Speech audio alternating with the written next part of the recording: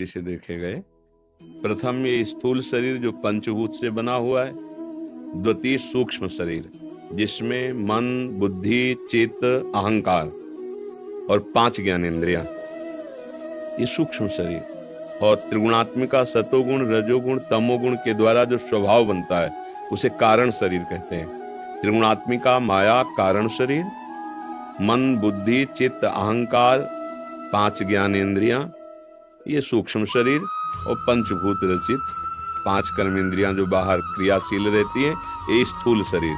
स्थूल शरीर तो छूट जाता है, पर उसका स्वभाव और किए हुए शुभ अशुभ कर्म अंतःकरण सहित, अंतःकरण चतुष्टय 4 है, मन, बुद्धि, चित्त, अहंकार। बुद्धि का कार्य निश्चय करना, मन का कार्य संकल्प विकल्प करना, चित्त का कार्य चिंतन करना, और अहम का कार्य क्रिया को स्वीकार करना, मैं करता मैं भोगता।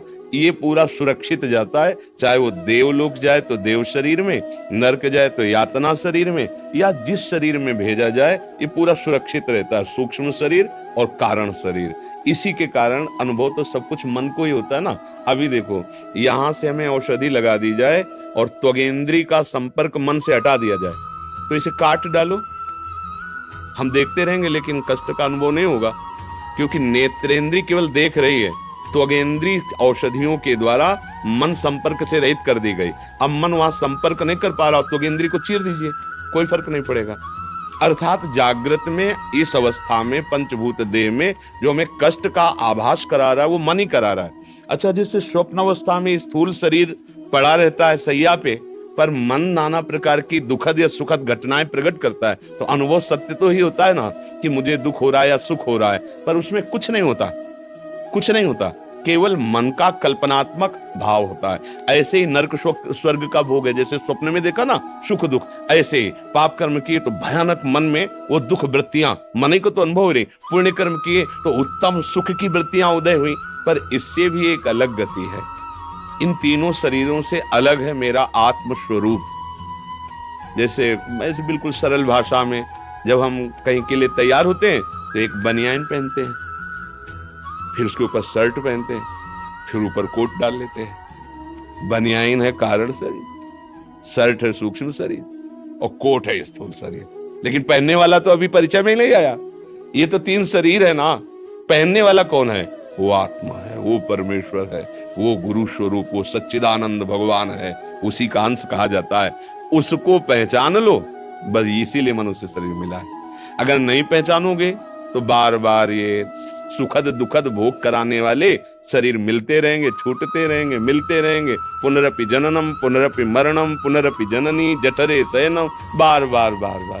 अब इस बार नहीं, इस बार तो ऐसा उपाय किया जाए कि अब ये परंपरा खत्म होनी चाहिए। अब ऐसी उत्तम माँ से प्रकट हुए हैं, अब और नीच योनियों की माँ से प्रकट ना होना पड़े। वो भी तो माँ ही है जो जन्म देती है, चाहे जिस योनि की माँ हो। अब भगवान हमें कृपा करके मानव देह दिया, तो हमें गुरुजनों की वाणी के अनुसार चलना चाहिए।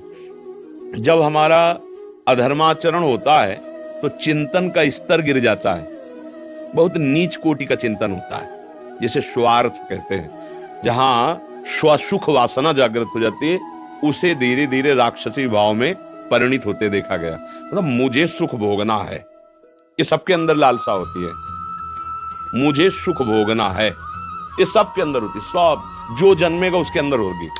अब कहां भोगना है, ये विभाजन का विषय है, ये विवेक का विषय है। इसीलिए समर्थ है गुरुवाणी, समर्थ है भगवत प्रेमी महात्माओं के वचन, उनके अनुसार हमें देखना कि मुझे सुख भोगना है, पर कहां? असत गंदे आचरणों में, या गुरुजनों की वाणी के अनुसार भगवत सुख में, आत्म सुख में, परमेश्वर के सुख में। यही हमारी गलती हो जाती है कि हमें भोगना सुख है, चाह है, क्योंकि हम सुख स्वरूप भगवान के अंश हैं, तो हम सबकी मांग है सुख। देखो, पिता के कुछ लक्षण ऐसे होते हैं जो स्वाभाविक पुत्र में आते हैं। जैसे हमारे सबके अंदर एक चाह है, कभी मरूं नहीं, कभी ना मरूं, ये चाह है। तो इससे लक्षण मिलता है कि अविनाशी का बच्चा है, मरना नहीं चाहता, अविनाशी का है ना, और मैं कभी दुख न भोगूं, परम सुखी रहूं, तो सुख सिंधु भगवान का बच्चा है, ये बात समझ में। आनंद सिंधु भगवान का तू अंश है, इसीलिए जैसे मांगे ना हमारी, मैं कभी मरूं नहीं, मैं कभी दुखी नहीं हूं, मतलब मैं अविनाशी हूं और मैं आनंद स्वरूप बनूं। तो रसो वैसा रसम ह्याम लब्धा आनंदी भवतु, मतलब उस आनंद स्वरूप भगवान के हम अंश हैं परमात्मा के। यदि हम अपने गुरुजनों की वाणी के अनुसार चले और हम उस स्वरूप को समझ जाए तो अभी परमानंद है। तो हमें अन्य देहों में जाना नहीं पड़ेगा। तो अन्य देहों में जाने पर जो दुख सुख का अनुभव होता है वो इसी मन को होता है। ये सबके साथ जाता है, इसी का जन्म मरण हो रहा है। सूक्ष्म शरीर और कारण शरीर। स्थूल शरीर बदलते रहते, कभी सुअर, कभी कुत्ता, कभी देवराज इंद्र, कभी चीटा, कभी भूत, कभी मनुष्य, ये सब क्रम चलता रहता है कर्मानुसार, लेकिन मन वही रहता है, सूक्ष्म शरीर वही रहता है और त्रिगुणात्मिका माया कारण शरीर वही रहता है। पर हम फंस गए इनको अपना मान करके, जो हमें दुर्गति भोगनी पड़ रही, इस गलत चिंतन से फंस गए। मैं शरीर हूं, मैं करता हूं, मैं भोगता हूं, मैंने ये भोगा अब ये भोगूंगा, ये कमा लिया अब ये कमाऊंगा, ये करूंगा। ये सब बाहर की बात। बाहर अंदर बैठा है सुख समुद्र, परमात्मा हृदय में बैठा है और हम ढूंढ बाहर रहे हैं भोगों में। बस यही गलती मिटाने के लिए हमें शास्त्र, संत जन, गुरुवाणी, इसका संयोग प्रदान हुआ उस परमेश्वर, उस अव्यक्त परमात्मा की कृपा। अब हम वाणी के अनुसार चलें। हम बिल्कुल आपको सच्ची कहते हैं, इतना भी गलत चलोगे तो चिंतन का स्तर गिर जाएगा, आप हमारी बात ही नहीं समझ पाओगे, बात ही नहीं समझ पाओगे और हो सकता है आपको बुरा लगने लगे। हो सकता है जैसे छोटा बच्चा प्लास्टिक के खिलौनों में खेलता है और माँ उसे उत्तम पदार्थ पवाने के लिए ले जाती है, पर उसको बुरा लगता है कि मेरे खेल को क्यों रोक दिया इसने, मैं खेल रहा था, आनंदित हो रहा था। ऐसे ही जहां तुम अधर्म आचरण करके सुख भोगना चाहते हो, वहां तुम्हें कृपाशील गुरुवाणी, कृपाशील संत जन, ये माँ की तरह दुलार कर, ए मत खेल, ये खेल बहुत गंदा है, ये खेला तो गंदा हो जाएगा, ऐसा गंदा हो जाएगा इसके लिए कोई साबुन नहीं बना। फिर मलिन अंतःकरण से किसी की कुछ नहीं मानता, मनमानी आचरणों में उतर जाता है, फिर उसे दंड मिलता है। वह जो यातना देह दंड का है, उसमें मन, बुद्धि, चित्त, अहंकार और स्वभाव बिल्कुल समाहित रहता है। स्थूल शरीर ऊपर का बदल गया, लेकिन दंड तो वैसे ही भोगना पड़ता है। और वो सब भोगानुभूति ऐसे ही है जैसे स्वप्न में सुखद या दुखद। स्वप्न सुखद हो या दुखद, बिना जागे वो भोग भोगना ही है। अब स्वप्न में किसी ने हमें बांध दिया, हमारी पिटाई कर रहा है, पूरा अनुभव ऐसे ही हो रहा है कि आह मच रही। कभी कभी तो जागृत में चिल्ला पड़ता है, बोले क्या हो, अरे बोले स्वप्न देख रहा था। तो भोगता कौन है? मन। और मान लिया है आप अपने को। इसी बात को सुधारने के लिए सत्संग हो रहा है कि आप थोड़ा मन से हटें, तन से थोड़ा हटें। तन को अपनी पोशाक माने, ना कि मैं। देखो अपने लोग कितने फंस गए, इस शरीर को मैं ही तो मान रहे ना। अब इसको मैं मानने के लिए मेरी जरूरत हो गई।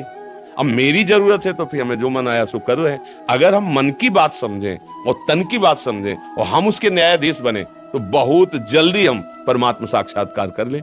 तो इसलिए बहुत सोच समझ करके हमारा एक एक कदम चले, तो हमें जाने नहीं पड़ेगा, ना देव देह और ना यातना देह। हम सीधे अपने प्रभु को प्राप्त होंगे, काम खत्म हो जाएगा, आवागमन मिट जाएगा। नहीं तो मन, बुद्धि, चित्त, अहंकार और ये त्रिगुणात्मिका माया के द्वारा रचा हुआ स्वभाव ये साथ जाता है। लोक लोकांतर कहीं भी जाओ, आ ब्रह्म स्तंभ पर्यंतम सर्वम मायामयम जगत, तिनके से लेकर ब्रह्मा तक जो कुछ